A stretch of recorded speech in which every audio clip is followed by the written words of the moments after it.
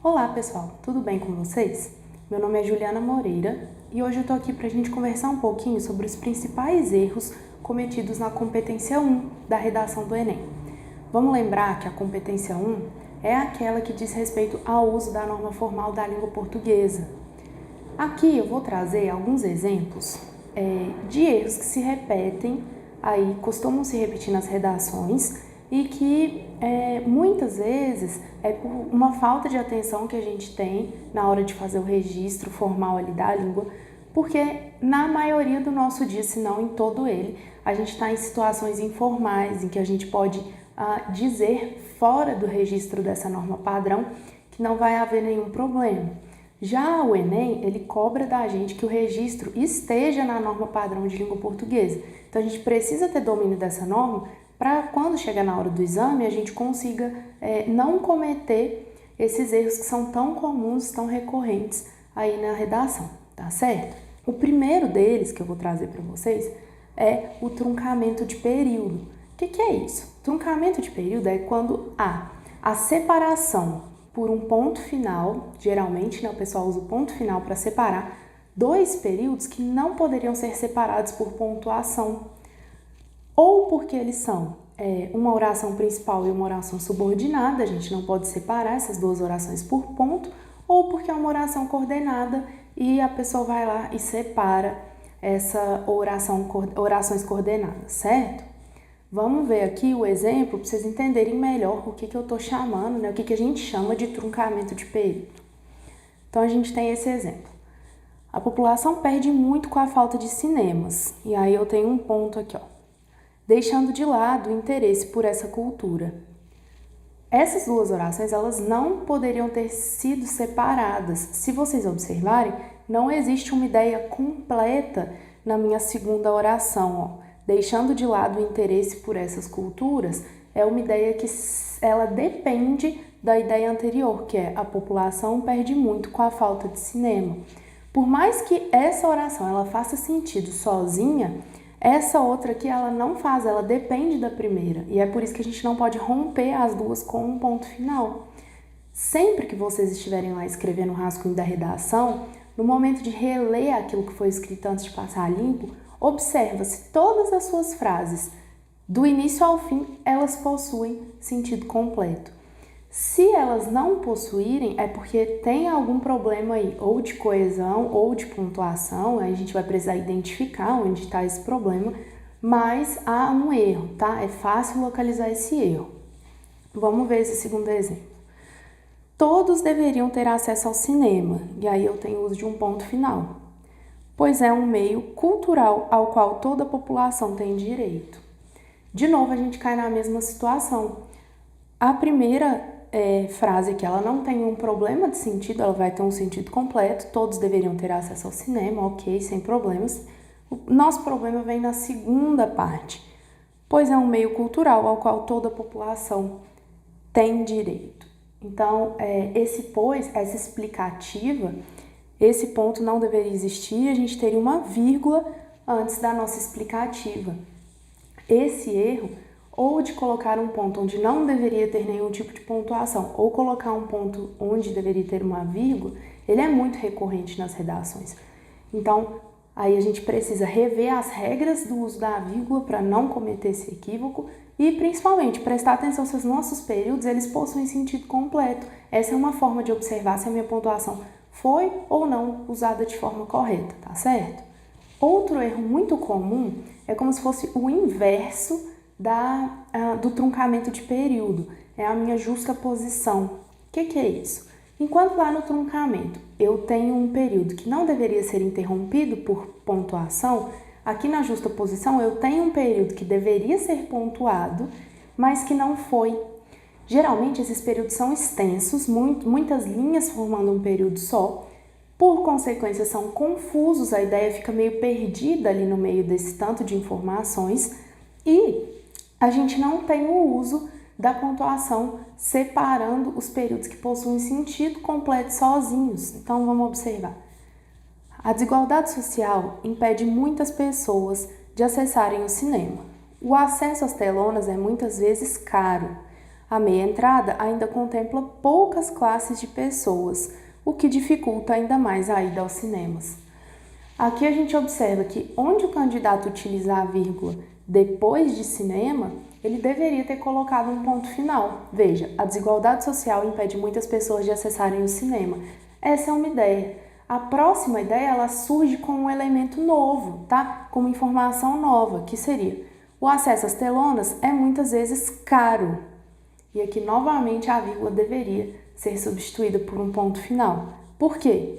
De novo, a gente tem uma nova ideia sendo implementada nesse texto, e ideias que são completas, elas não são, apesar de, claro, ter uma afinidade temática, né, elas fazem sentido uma ao lado da outra, elas não são dependentes sintaticamente. Então, a gente tem lá: a meia entrada ainda contempla poucas classes de pessoas, o que dificulta ainda mais a ida aos cinemas. Então, aqui, pelo menos 2 pontos deveriam ser colocados, depois da palavra cinema e depois da palavra caro. Geralmente, o que a gente precisa é observar se os nossos períodos não estão com muitas linhas sem nenhum tipo de pontuação, tá? Especialmente o ponto final. Não há problema em fazer períodos longos, eu trato disso aqui em outro vídeo com vocês. Não é um problema, desde que os elementos sintáticos eles sejam respeitados dentro da oração e não fique confuso, tá? Não fique difícil para o seu leitor entender qual que é a ideia daquele período. Para que a gente chegue nisso, né, na construção de um período longo de forma a não ter nenhum tipo de problema, a gente precisa primeiro treinar a estruturação do período curto. Então é isso que eu sugiro. Primeiro a gente trabalha os períodos curtos, ali colocando a pontuação sempre que a gente fecha uma ideia completa, e aí sim depois a gente começa a conseguir expandir esse período curto para um período mais longo, mais complexo, gramaticalmente mais complexo, certo? Porque de nada adianta a gente trazer um período aqui com 5, 6 linhas se ele tem problemas de pontuação, tá? Não vai resolver para a gente. Essa complexidade, ela existe, mas ela foi usada de forma equivocada. Outro erro que muitas pessoas cometem, ele diz respeito ao uso de letra maiúscula na redação. Geralmente o pessoal não presta muita atenção ali onde deveria ter letra maiúscula, exceto no início do parágrafo, que aí o pessoal lembra de usar, e depois do ponto final, mas existem outras regras que exigem o uso de letras maiúsculas que não nessas duas situações, né? Para além delas. Vamos ver aqui o que são elementos recorrentes nesse texto, no texto do Enem, e que geralmente o pessoal esquece de colocar essa letra maiúscula. A gente precisa lembrar que o Enem ele divide categoria de erros para análise da C1 entre os equívocos gramaticais e os problemas de estrutura sintática. Então, enquanto aqueles 2 primeiros lá, o truncamento de período e a justaposição, são problemas de estrutura sintática, esse problema aqui do uso de maiúscula, ele já tem relação com os equívocos gramaticais, certo? Então, veja bem, Constituição, ela está quase sempre presente nas redações. O pessoal usa muito como repertório sociocultural, é um bom repertório, tá? Não tem nenhum problema com ele, mas a gente precisa aprender o nome da nossa Constituição, que é Constituição da República Federativa do Brasil. E aí, pessoal, necessariamente, todas as primeiras letras aqui têm que vir em maiúsculo. Então, Constituição da República Federativa do Brasil. Posso colocar Constituição Brasileira? Pode. Constituição vem em maiúsculo, brasileiro em minúsculo, certo? Porque brasileira não compõe o nome da nossa Constituição, então ela não tem que vir em letra maiúscula. Mas a Constituição precisa, tá bom? Outra situação, estatuto. Qualquer deles que você use como repertório sociocultural, ele precisa vir marcado com a letra maiúscula. Então, estatuto da criança e do adolescente. Se você deixa de marcar, aqui já são 3 equívocos gramaticais cometidos. Quando o corretor vai avaliar sua redação como um todo, esse volume, ele faz diferença para saber se você tem um domínio suficiente da língua ou se esse domínio é insuficiente, tá bom? Outras situações que exigem a letra maiúscula. O pessoal cita muito a ONU, né? Na redação, Organização das Nações Unidas. Isso precisa estar pontuado com letra maiúscula em todas as iniciais. Mesma coisa para a Declaração Universal dos Direitos Humanos. Todo mundo aqui precisa fazer essa marcação em maiúsculo. Marco Civil da Internet, mesma coisa. Tudo que diz respeito ao nome, seja o nome da Constituição, o nome de um estatuto, o nome de uma organização, tudo isso precisa vir marcado com letra maiúscula. Períodos históricos também precisam dessa diferença. Então, Idade Média tem que estar marcado em letra maiúscula. Outro período que aparece muito, apesar de que aparece equivocadamente, mas é o período da Antiguidade. Quando a gente trata a Antiguidade enquanto período histórico, isso precisa aparecer lá em letra maiúscula para a gente. Algumas marcas históricas aí como Segunda Guerra Mundial, Primeira Guerra Mundial, Revolução Industrial, tudo isso precisa aparecer em letra maiúscula. A última é o Estado, se ele tiver sentido de governo. Se eu for tratar o Brasil como um Estado, ou se eu disser sobre qualquer país a palavra Estado no sentido de o governo, tá? A gente precisa trazer em letra maiúscula, certo? Vamos lá. Aqui vocês vão perceber que eu utilizei a letra de forma, que não é a mais comum utilizada na redação do Enem. Geralmente, vocês escrevem com letra cursiva. Aqui eu utilizo de forma por uma questão de leitura, para ficar mais fácil de vocês entenderem o que eu estou escrevendo. Mas quem faz a redação com essa letra de forma, precisa encontrar uma forma de marcar essas iniciais maiúsculas, tá? Então, mesmo que você utilize a mesma letra que eu estou estruturando o texto aqui, você precisa marcar a inicial dessas palavras com letra maiúscula, tá certo? Não se esqueçam disso, porque é algo muito simples, que é fácil da gente memorizar, fácil de guardar, mas que muita gente erra. Então, esses aqui eu tenho certeza que vocês não vão errar mais. Outro erro que acontece muito é um equívoco relacionado à regência verbal. Por quê? Porque alguns verbos, eles têm peculiaridades no seu uso formal que a gente não presta atenção quando vai tratá-los na oralidade. E aí o que acontece é que eu vou escrever e aí eu geralmente escrevo como eu falo e eu vou cometer esse equívoco. Por quê? Porque a gente desconhece a regência desses verbos na norma formal. Acarretar é um VTD. O que é um VTD? Verbo transitivo direto. O que é um verbo transitivo direto? É aquele que não exige preposição. Então, o que acarreta, acarreta alguma coisa, não acarreta em alguma coisa. Vamos supor, a decisão do governo acarretou em prejuízo. Isso não existe, tá? A decisão do governo acarretou prejuízo. É um verbo transitivo direto, ok? Outro que costuma causar essa dúvida é o verbo tanger, porque ele é um verbo transitivo indireto, ao contrário do nosso verbo acarretar. Então, ele já faz a exigência da preposição. Vamos pensar no seguinte exemplo. No que tange à Constituição, como é um verbo transitivo indireto, esse a, Constituição, vai aparecer craseado.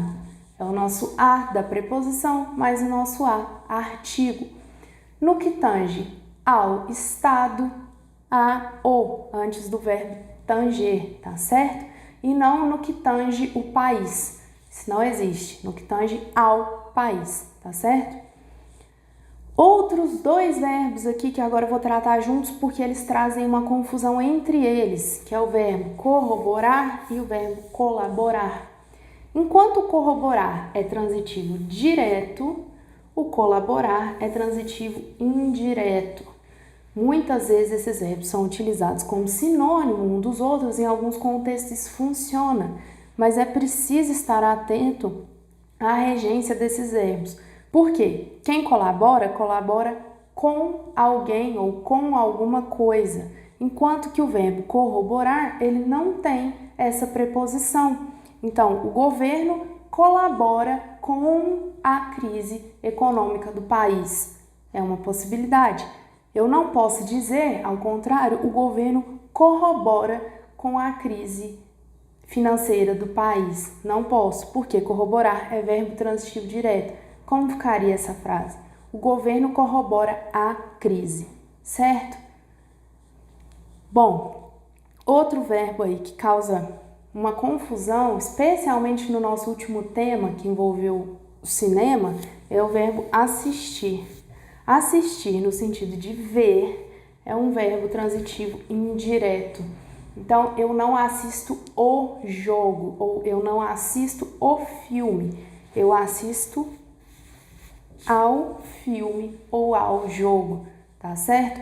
Assistir o, sem a presença da nossa preposição, tem outro sentido que não é o sentido de ver, mas o sentido de ajudar.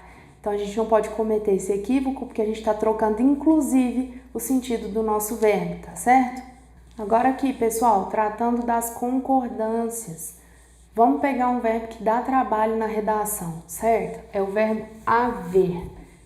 O uso dele é recorrente durante as provas, mas o que muita gente esquece é que o verbo haver, no sentido de existir, ele é um verbo impessoal. O que significa um verbo impessoal? Não aceita sujeito. Ou seja, não existe concordância de um suposto sujeito com o verbo haver, porque ele é impessoal quando no sentido de existir. Então, se eu digo há muitas pessoas na festa, este há, ele tá lá no singular, para mim é um há, e eu não tenho problema nenhum de concordância. O que vem depois e parece um sujeito, que é um muitas pessoas, na verdade não é, porque justamente no sentido de existir, ele é impessoal. Então, muito cuidado para vocês não cometerem o que a gente chama de hipercorreção. O que é isso? É pegar o verbo que não deveria fazer essa concordância, porque ele não tem um sujeito, encontrar um sujeito, um suposto sujeito para ele e automaticamente formar essa concordância, certo? Então, do tipo, houveram muitos pais na reunião. Essa frase ela tá incorreta, ela tá equivocada. Houve é a forma correta. Por quê? Justamente muitos pais, apesar de parecer ali um sujeito, a gente às vezes quer entender isso como um sujeito, não é. No sentido de existir, o verbo haver é impessoal, ok? Então não se preocupe, não tá errado. Errado é forçar essa concordância, tá certo? Outros verbos que dão trabalho aqui pra gente um pouquinho, mas porque eles são muito parecidos entre a terceira pessoa do singular e a terceira pessoa do plural, certo? O que vai diferenciar eles é o acento. E a gente precisa ficar muito atento, porque se a gente esquece de fazer essa diferenciação por acento, a gente está cometendo um erro de concordância verbal. Então, veja bem, o tem no singular e o tem com uso no plural. O que vai diferenciar é esse acento circunflexo. Veja, ele tem muitas dúvidas. É o meu tem sem o acento, enquanto eles têm muitas dúvidas. O que vai mudar entre uma frase e outra é que na segunda eu preciso utilizar esse acento diferencial, tá certo? O mesmo vai acontecer com os verbos mantém e intervém, com uma diferença. Eles também possuem acento aqui na sua forma singular. A diferença é que é um acento agudo, enquanto na nossa forma plural é um acento circunflexo, certo? Mas da mesma forma, ele mantém com acento agudo e eles mantêm com acento circunflexo. Ele intervém, o Estado intervém, o governo intervém e as Nações Unidas intervêm, certo? Com o meu acento circunflexo, marcando o uso de um sujeito no plural. Outro equívoco aí que dá trabalho é em relação ao uso da crase. Mas, tem uma coisa para adiantar para vocês. Existe uma forma da gente perceber se deveria ter o acento indicativo de crase naquele lugar que a gente ficou com dúvida ou se não deveria. Vou ajudar vocês a descobrir como que se faz isso, tá bom? Veja, primeiro a gente precisa entender que a crase ela é formada por uma preposição a mais um artigo a. É isso que significa acraseado, a união de um artigo com uma preposição. Vamos perceber que se a gente tem a preposição a, da mesma forma que forma a crase, e o artigo o, eu não tenho mais o acraseado, mas eu tenho o ao, certo? Vamos perceber essa diferença. O Estado deve garantir acesso à cultura. Por que a? Porque garantir o acesso. Quem garante o acesso? Garante o acesso a alguma coisa, portanto, o meu primeiro a, e o meu segundo a é o artigo que vem antes da palavra cultura. Nossa, Juliana, mas como é que eu vou ter certeza que existe essa crase nesse lugar? A gente vai fazer o seguinte, a gente vai trocar a palavra feminina cultura, lembrando que, claro, a crase ela só existe antes de palavras femininas, e a gente vai substituir por uma expressão masculina. Então ficaria, o Estado deve garantir acesso ao cinema. Se a minha frase for escrita com ao invés de o, é porque quando a palavra é feminina, eu tenho o acento indicativo de crase, certo? Então, mais uma vez, se eu estou com dúvida, eu substituo a minha palavra feminina por uma expressão masculina. Se eu cair na construção ao, a mais o, é porque eu terei a crase na minha construção com a palavra feminina. Vamos ver como é que isso funciona em outra frase. Em relação à questão apresentada, como é que eu vou ter certeza que existe uma crase aqui? Eu vou substituir a minha palavra feminina questão pela palavra masculina problema. Ficaria em relação ao problema apresentado. Se eu sei que eu vou usar o ao, eu sei que quando for a palavra feminina, eu tenho acento indicativo de crase, certo? Mais uma vez. Devido à pouca divulgação, os filmes nacionais não são valorizados. A gente pega a expressão feminina, a pouca divulgação, substitui pela expressão masculina, ao pouco investimento, e vê como é que ficaria essa frase. Devido ao pouco investimento, os filmes nacionais não são valorizados. Então, se eu tenho aqui ao, necessariamente quando a palavra for feminina, eu tenho o acento indicativo de crase. Isso vai funcionar sempre que você substituir a palavra feminina pela masculina e observar se existe a presença do a mais o, formando a preposição aqui. Pessoal, é bom lembrar que existem outras regras para o uso da crase, certo? E algumas delas que dizem respeito a momentos em que a gente pode ou não pode utilizar, fica a seu critério. Outras que dizem respeito a casos específicos. Então, vale lembrar que essa regrinha aqui, ela não substitui um estudo mais aprofundado sobre as regras de acentuação de crase, mas funciona muito bem para a hora da redação ali que bateu a dúvida, não tem certeza se tem a crase, não tem a crase. Substitui aí pela palavra masculina que vai ajudá-los a perceber se deveria ter ou não deveria ter, tá certo? Bom, esses são os principais erros. Há ainda um caso muito específico que diz respeito ao uso da vírgula, tá? Erros relacionados ao uso da vírgula, mas que merecem um vídeo só para eles, porque apesar da gente achar que vírgula é super difícil e ninguém sabe usar, isso é um mito e num próximo vídeo eu vou deixar aqui para vocês as principais regras de uso da vírgula, como que a gente faz para não errar mais em relação a esse uso, tá bom? Eu espero que vocês tenham aprendido aí, tenham notado se cometem ou se não cometem esses tipos de erro, mas tenho certeza que depois do vídeo isso não vai mais acontecer. Se ficou alguma dúvida sobre o que eu deixei aqui, coloca um comentário para mim que eu respondo, trato mais do assunto em um próximo vídeo e eu aguardo esse retorno de vocês, tá certo? Até o próximo vídeo, pessoal. Muito obrigada!